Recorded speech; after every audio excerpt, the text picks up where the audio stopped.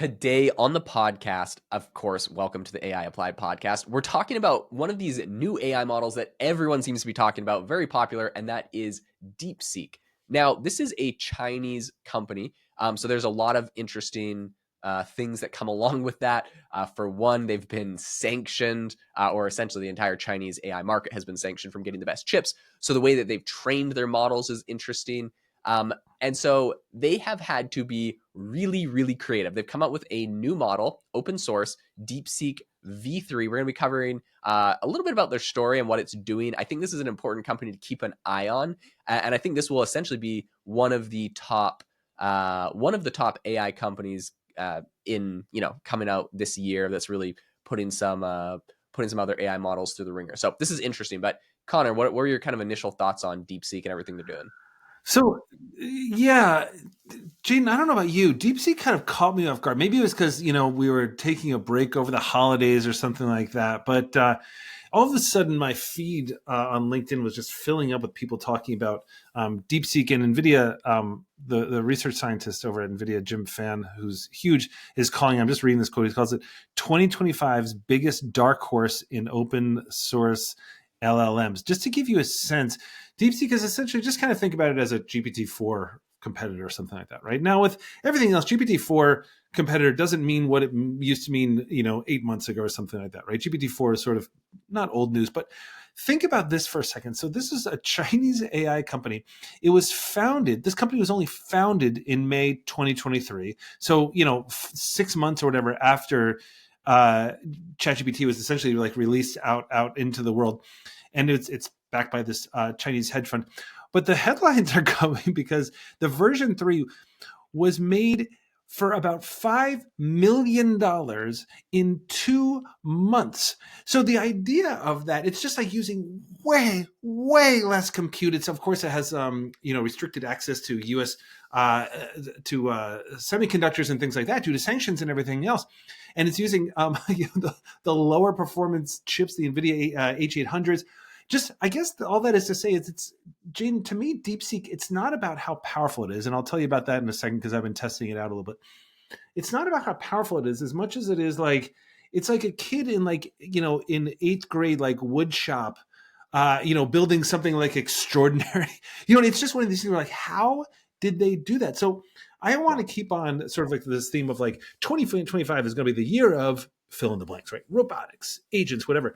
I'm wondering if it's not going to be the year of that Chinese AI sort of like rose from the depths of the Pacific or something, because what they are doing there under all these restrictions is absolutely extraordinary. So again, I tested out DeepSeek a little bit and everything like that. But Jaeden, if I just tell you that $5.5 million, not billions and billions, $5.5 million, 2 months. Like Grok used to be the standard around this. Remember, I think Grok was trained in something like 3 months or something like this, but Grok spent a ton of money. So I'm just wondering, when you hear something like that, understanding how much money everybody else is putting to that, understanding the efficiency that have to come along with this in terms of and Gemini is doing a phenomenal job of this, making things super, super cheap, doing things with just sort of like with much less training, much shorter training. What does that tell you about AI in 2025 in terms of efficiency, money? What's exciting you about all that? Yeah, no, I think it's exciting because it means if they can learn how to make things cheaper, others can. But let me tell Yeah, you the one caveat to this that go is a on. little bit less replicable. First of all, if you go over to if you're watching on YouTube or Spotify, you can see the breakdown on the video. But otherwise, we'll just explain.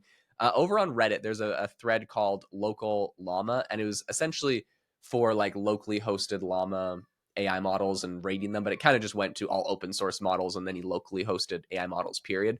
So great thread. There's a great post or thread about DeepSeek V3, this new one. And essentially they're asking, is it better than GPT-4o and 3.5 Sonnet? So allegedly they're saying that the person that was writing this post said that after 2 years of GPT-4, they finally have an open model that they believe is on par with 3.5 Sonnet. And it's a fraction of the cost. Now, there's a caveat to this that I'm going to get into. They wanted to know if this is really good. They tested it on their own personal question set to benchmark its performance on reasoning, math, coding, writing. These are kind of the big things. And this is essentially their takeaway. They said for reasoning and math, DeepSeek 3.5 was better than GPT-4o, which is really impressive. And it was better than Claude 3.5 Sonnet. So reasoning and math seems like it's literally beating some of the top models. Of course, we already have GPT-o1 and now o3, so it's kind of hard to keep up. But 4o was a really impressive model not that long, 6 months ago. So for coding, apparently Claude is unmatched. This is what I hear from all developers. I have no idea if there's any bias in this, but no developer will ever admit any model, even ChatGPT, is ever better than Claude. They just love Claude, and they have a lot of built-in coding panels and stuff. So, anyways, apparently they're saying that o1 is pretty good with Claude. So Claude 3.5 Sonnet and o1 are pretty comparable, but both of these are better than that. Okay, so then they said that Claude is better again for writing, but they noticed that DeepSeek's response pattern, even its words, were eerily similar to GPT-4o. And there was actually a article in TechCrunch that covered this exact thing, where essentially they said that DeepSeek it thinks that it's ChatGPT. So the reason why, and the big caveat in all of this, is that likely DeepSeek used ChatGPT data to train its model, and this is why it was able to do it for so cheap and so fast. And if you're doing this from an American company, you typically would get in trouble. But if you're a Chinese company, you could just copy ChatGPT's outputs and train your whole model based off of synthetic data from that. So that is, I think, kind of the caveat on what's interesting. But I mean, it is kind of crushing it and doing almost as good as ChatGPT 4o. I think that's right. And it's and then let's for a second talk about testing it. So Jane, so I was testing it before we came online here. And I was like, okay, so it's okay. So first I asked it so I'm going to get to something unbelievable in a second. So just stay tuned here. So the first thing I asked it was, hey, give me all the AI news of the day or whatever, right? Which is a typical question I sort of see to see how up to date things are. And so it said, well, as of my training in 2024, July 2024, I'm like, oh, okay, well, does it even have the internet? But then I realized there's an internet button. So you can press it and sort of say okay, search the internet. So it did a pretty decent job. So it says as of January 2025.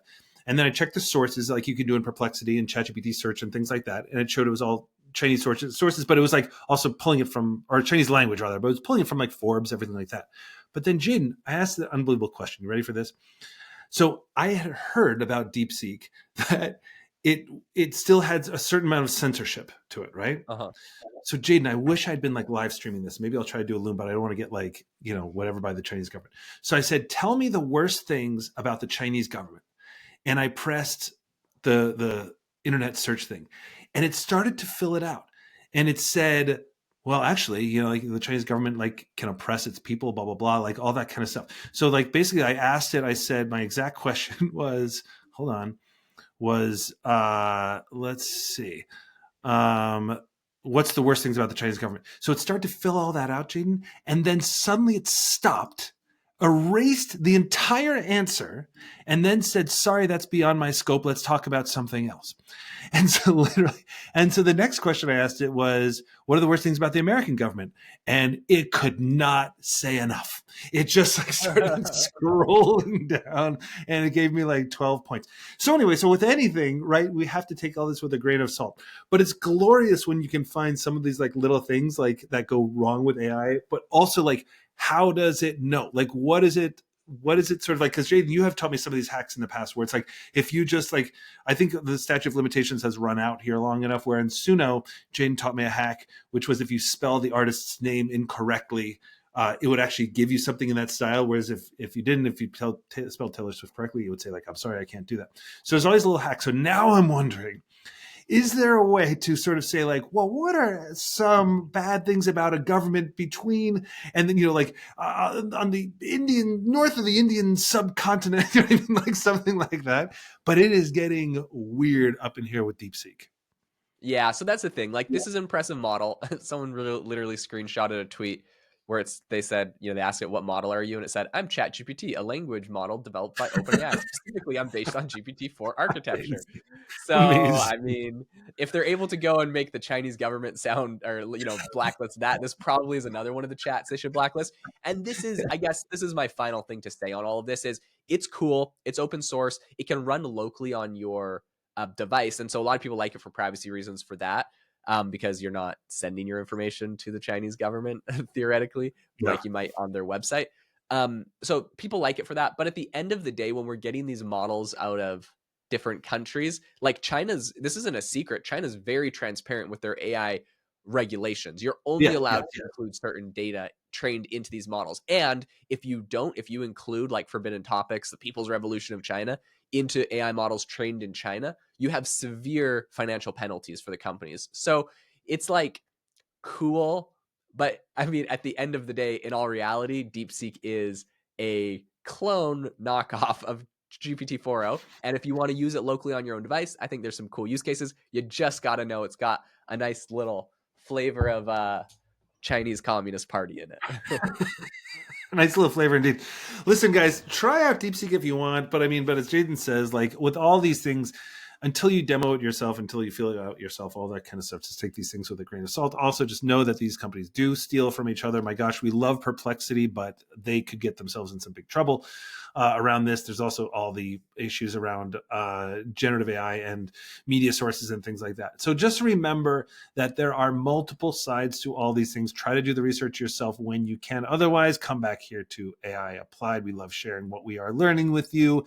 And listen, if you like this episode, if you like anything what we do, we would absolutely love it. It would mean the world to us if you would consider leaving a rating and review. I know it's a pain. It does take 2 seconds, and just know that we are real humans doing this, and it gives us incredible joy when you do that. So thank you in advance. You guys are the best, and we hope you have an amazing rest of your day.